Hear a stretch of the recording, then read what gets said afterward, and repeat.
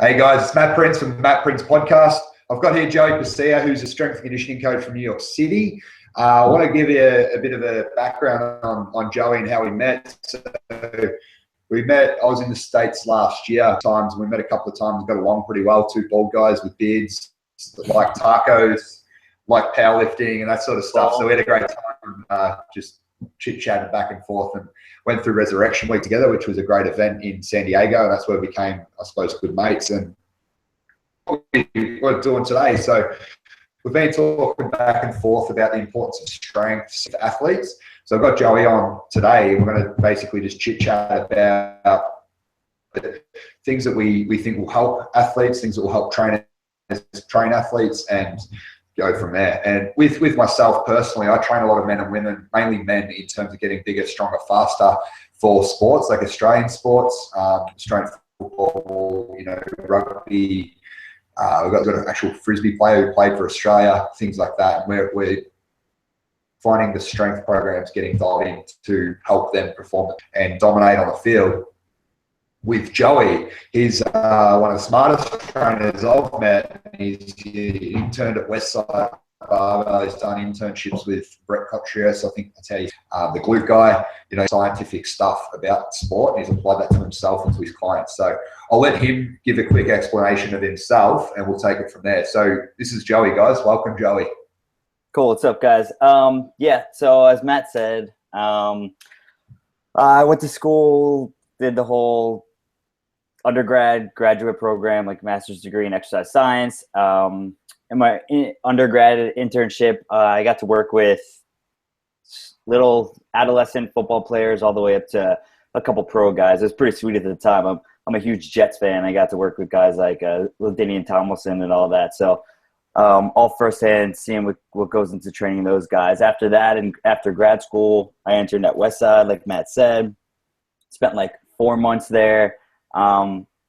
Lifting twice a day, 4 days a week, studying for the cert every single day, learned a shit ton. So many people go up there to visit. It was a great experience. After that, I worked with Brett for a couple years. So I've worked with, right now I train mostly general population. But still we still talk about the importance of strength training and movement and just even speed and being able to do different stuff just with not even just athletes, like everyday population. I trained that whole way. I graduated when I was still 19. After I was boxing, that's when I just got into strength training and started studying everything. It's 100 and I graduated high school at $130, super small guy. I didn't play any sports. I skateboarded and I was I played sports when I was a kid. But just being able, after boxing, just lifting, training a certain way, training powerlifting, Westside based stuff, but still incorporating the movement and the speed work. Just the bodybuilding stuff just added into that, which is super important for athletes that we're going to touch on that today. And then being I'm not a huge guy now, but I was able to walk on to my college, grad school year in college football, just for the shits and giggles, just because I wanted to play. But I just walked. Well, it was D2, just walked on the football field. So just being able to and that was with playing flag football one Sunday every couple weeks instead of for 2 years. That's it. That's all it was. It was just that's how important just the training is and what we're going to talk about. It's just getting into that kind of stuff. Yeah, nice, man. Nice. So everything Joey's done, he forgot to mention that I think he still holds the box jump record at Westside. Is that right? The box jump record at Westside. I think so. As far as I know, that was the last one. It's 63 and a half. And how high was that, man? It's 63 and a half inches. You're modest. So 63 and a half inches, I don't know, I can jump pretty high myself and I'm about 53 or something. He's covering me by a whole fucking. But very impressive stuff. He's a super fast athlete as well. What's your? They're quite impressive compared to. Was it 280 kilo roughly? Was it? Yeah, I don't. Yeah, my is 601 meet, and then my last meet was actually like better because I was at a lower body weight. It was 585 I was 178. I went into that last meet, so that was my better deadlift. But yeah, Nice. but Lean and mean. what'd you say? You're lean and mean, my friend. Lean and mean. That's So strong. just we'll talk about with the box jumping. So the 63.5 it's a pretty cool thing, but I don't box jump like that. Like that's not how I train. That was for the record. Like there's the record. I was like, I'm getting the fucking record. You know what I mean? That's not something. I'm sure Matt will talk about that. You don't train. You get to a certain point where it's a lot of like we're getting a lot of basically testing mobility at the top of the range of the box jump that high.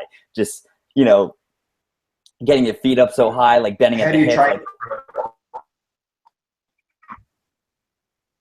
what's up? We broke up. What'd you say? Yeah. No, you got your back all good? Yeah. Yeah. So how would you train for a box jump that high? What were you doing? How do you get that fast and that explosive? Yeah. So, I mean, almost my whole training career was basically Westside based stuff. So I was, for some point, just always lifting something heavy during the week, like lower body, varying like squats and deadlifts. And I mean, I lifted different stuff, but during that time specifically, like that's when I was there. So it was, our max effort days earlier in the week. I would come back later in the day and do my like supplemental and do like box jump stuff. So just different box jump variations and just working on like sub max stuff. And I was just having fun with stuff. So I was doing just different approaches, like 1 foot takeoffs, landing on 1 foot, 1 foot takeoffs, landing on 2 feet, doing some light resisted stuff.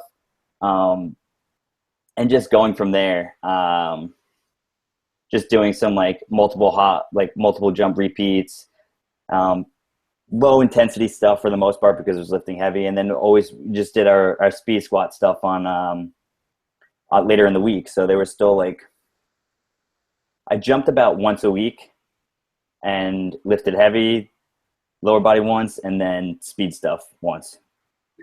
So with your jumping and strength as well, let's touch on this. This is something I find big with athletes is holding them back from failure all the time. So like not testing, not box jump, maxing out your deadlift every session, not doing, heavy weights where your speed's the priority, not having the percentages so high that it becomes a slow lift. What's your thoughts on that? How do you structure that in? Yeah. Besides my powerlifting meet, I think I've missed like one lift in the gym in the past 2 or 3 years. Just training that, like being able to move a weight, and I'm not talking about like curls to failure and shit like that when I'm doing bodybuilding stuff, but like a heavy weight, just being able to move that weight, just in like not even like smooth, but just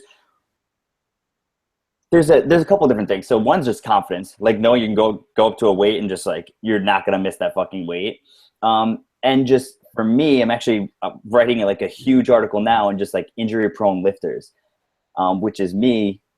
And I have to make so many different variations of stuff. That's why I love training Westside. I can just do so much different variations of stuff. I don't have to free squat. Like I can box squat for like weeks and weeks and weeks and weeks and just get so used to and good at the movement because I know where my body is. I can take the box away and squat the same amount. Like it doesn't beat me up, but I'm able to train like that. So just not training to failure and just being able to like get really good at the movements and just perform them like perfectly. And then like occasionally grinding through some stuff is cool, but know that that's going to affect your progress and like your recovery time. And if you're an athlete, that's cutting into time that you can be spent like getting better at your sport. Which at the time I'm not playing sports, but like that's something that I know you take into account as a huge thing that we got to pay attention to. Like our client, like my clients, is just their job, like that affects their day job and shit. So like being able to manage all of that stuff, rather building strength rather than testing it. So not seeing those people fail. Right. So with yourself, like you coached me for a while online, and the programming was very practice based. So like I was squatting and deadlifting twice a week using that West Side sort of method where there was, it might be the speed days where it was 8 sets of 3 or the heavy 3 sets of 3 heavy. But your instructions to me was practice technique, because like I'm someone who loves to lift heavy things and I don't really care if I fail sometimes. So it taught me to stay away from failure, and my strength went, my lifts went up. And I'm not that strong a guy, I'm an endurance type of guy, but what you've perfecting the movement has helped me and helped my clients a lot too. With perfecting movement, like 3 tips on how to practice it properly, and just help the guys out there. Maybe 3 best tips on how to perfect, say, the main lifts, your bench, dead, squat. Yeah. I kind of. Well, I guess it's gonna depend on each lift. Like, I'll take. Let's go bench. Yeah. Okay. So perfecting bench. Actually, for all 3, one of the most important things for like everything is just going to be the amount of tension that you can create in your body. And with that being said, like in the bench press, your legs are doing a ton of work. They're pushing into the ground. They're driving your upper back into the bench. Your abs are staying tight. Most people are benching. They're kind of just like, if they're arch back and their stomach's like super soft. And what happens a lot of time when they start doing that, they'll bench and they'll get like lower back cramps or like cramps in their ass and stuff, just from like everything not being tight. It's just kind of, that's a loose chain. So one of the things just for every single lift is just creating as much tension. Like that's a great thing to watch is with geared lifters. Like the guys at Westside, they're all geared lifters, but watching them get into a deadlift is hard because like you can't get into that bottom position. They pull themselves down into the bar. So if you can create that sort of tension without the suit, like being able to get your body so tight that you have to pull yourself down at the bar, you have that initial, like that tension, everything is tight, locked in exactly where it's supposed to be. And it just moves way faster. When you start getting like loose. Just for those who don't know, sorry,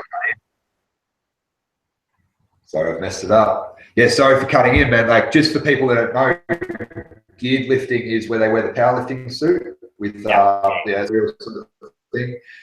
We're talking about raw lifting for athletes, which is, your sleeves. That's what he's talking about when he says geared, and probably some steroids in there too. So a little bit of everything. Yeah. So, I mean, that's just one of the things. Just create as much tension as you can throughout every single one of the lifts. So, like, when you're squatting, like, your legs just aren't tight. Your abs are tight. Your back is tight. Your neck's in the right position. Like, everything is locked up. You're gripping the bar as hard as you can. So, like, one tip overall over anything is just, like, tension and just knowing exactly where you are the whole time and, like, keeping everything locked in. Yep. Beautiful. Other than that, just like practicing with sub-maximal weights. Yep. Those are I'd say my 2 favorite ones. Perfect. They work perfect, man. Now, what I wanted to touch on, I had a few questions for you. So the importance of speed strength, like Westside Barbell talks about, maximal strength, which they use on that maximal effort day, speed strength on that speed day. I've just gone through a cycle, the conjugate system with my Royal Fitness, and the results have been great. Like they're hitting deadlift PBs without really deadlifting that much, just things. I notice the maximal strength goes up, but the speed strength always helps a lot, right? Like it said sub-max, but the intent to move the weight fast helps the maximum strength, and then the sprinting. What's your? Yeah. So that's and the thing is, the speed strength stuff, it's not as, for guys who are injury prone, it's so much better. It doesn't affect them as much. It doesn't beat them to much. One, because like to develop that speed and power, like you have to be using sub-max weight and using it and moving that stuff like super fast, and recovering enough in between where you can keep moving that weight as fast as possible. Once it starts slowing down too much, it just doesn't work. It starts training other stuff. strength endurance, that type of stuff. So you stay away from that, and you just get so good at moving that weight really, really fast. So a lot of it depends on the sport, like what sport they're playing, and actually what athletes are, what they're like really strongest in. So most of the time, the guys are just going to have to do what they're not used to doing. So like guys who are used to lifting maximal weights all the time, they're going to have to go into more like speed strength stuff, maybe not even speed strength stuff, just pure speed and explosive speed, just like body weight stuff, just jumping variations, sprinting variations, maybe some weighted weighted throws, weighted pushes, weighted tosses, that type of stuff. And then when it comes down to it, lighter maximal weights with like strength beat stuff. Yeah. So it's just like there's that strength continuum, and it's just training basically depending on the sport where they're at, the sport that they need, like the certain attributes they need for that sport, and then where they're at. And it's kind of like you have to know where to train that. Yeah, beautiful. No, that's awesome. With I suppose before we wrap it up, we won't make this too short. I know you've got to go. So if we go, like say somebody like let's talk an NFL player, AFL player in our thing. So we're looking at somebody who wants maximum speed, maximum strength in like multi directions. What do you think is the best, I suppose,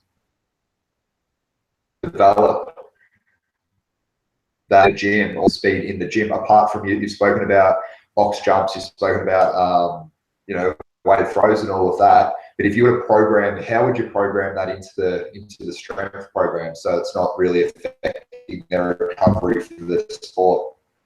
Yeah, depending on obviously where they are, like going into the season, the further they're away from the season, the more we can do like deadlifts and squats and that type of stuff.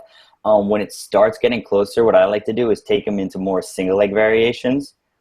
So their heavy work is just they're not doing max sets of single leg stuff, but the majority of their strength work is single leg based, because football, Australian football, they're like, there's so much moving, cutting, like, all of that stuff. And they're unilateral, like all the time. So getting them used to cutting and jumping and landing all on that single leg, there's so much just like hip musculature and like even like core and abdominal stuff that gets trained more in the single leg variations than it does in the bilateral stuff. So just adding that type of stuff in, and then doing a lot of either strength training in the lateral portion. So like lateral, like even stationary or lateral lunges, getting them used to, because those muscles still get trained just in a increased range of motion with like the actual lunge. And then being able to, like, that transfers over as they start running more and as they start playing the sport a little bit more, it turns into that explosive strength in those same planes. Yeah. So you build the base in training, and then I suppose when they're training for football or NFL football, when they're cutting, that's where they're building it, right? So you're building the musculature in the gym and then the skill out on the field, yeah? Exactly. Yeah. And there's in some cases we're working some of the guys, and like you can do some of the agility type based stuff. More so if they kind of their mechanics are a little bit off. So like landing and like cutting mechanics is kind of like, knees are buckling in, or you just know like, okay, their knees buckling. So maybe like we'd do some tests and see if like, okay, maybe it's their hips. Like they have just some hip instability issues. So then we kind of just target that. So when it comes down to it, when they actually get back on the field, everything just starts working better how it's supposed to. Most of those guys, like especially the high level guys, they're so good at learning stuff. So it's just strengthening stuff that's weak. And then that just helps them build on their already strengths. Beautiful. Now, we'll wrap it up a little bit, man. I just want to let you just talk about where the guys listening and girls listening can find out more about you. So your website, what you're doing with students of the fitness game, where else were you contactable? I know you're on Facebook, Instagram and stuff like that. If you just want to share share some of your details for the crew, that'd be great. Yeah. I have a website. My name, joeypercia.com. I write about all sorts of shit, fitness, strength, training, nutrition, whatever I can, whatever I know you guys need help with. I touch on that. That's more my my fitness and like kind of, I mean, it's my day job. It's what I do. I just train people. And I do online coaching as well. Other than that, I have a Facebook group, and it's kind of just my little side passion is helping newer guys in the industry come up. So new personal trainers, new guys getting into this industry don't really know like what's going on and like where to look.